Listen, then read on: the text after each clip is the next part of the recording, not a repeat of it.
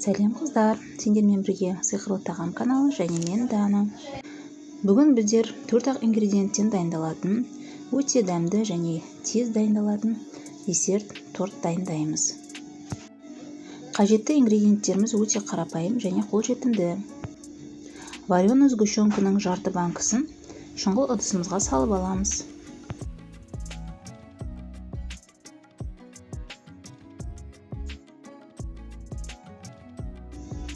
Оның үстіне 20-25% қаймақ саламыз. Каналыма тіркеліп, лайк басып, комментария жазып, видеомды соңына дейін қараңыздар. Рахмет.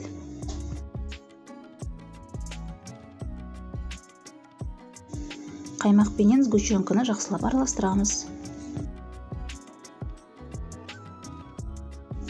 Жақсылап піскен 2 бананды дөңгелектеп жіңішкелеп кесіп, үстіне салып араластырамыз.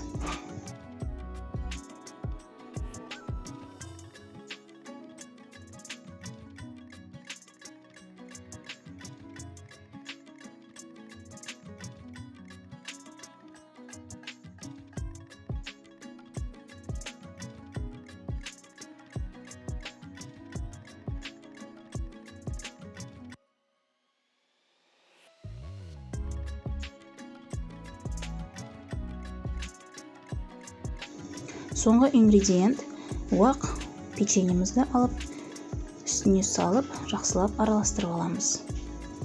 Тортымыз дайын болып қалды.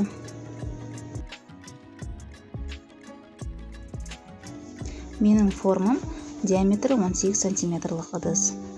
Осыған болашақ тортымызды салып, үстін жандарын жақсылап тегістеп,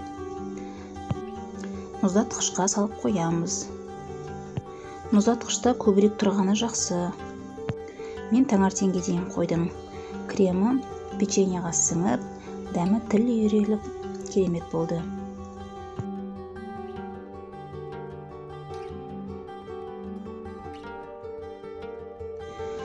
Холодильниктен шығарғаннан кейін мен үстіне кондитерская посыпка салдым. Бірақ өз қалауыңыз шоколад себуге де болады. Өте дәмді десертіміз дайын. Осылай жасап көріңіздер. Ас болсын.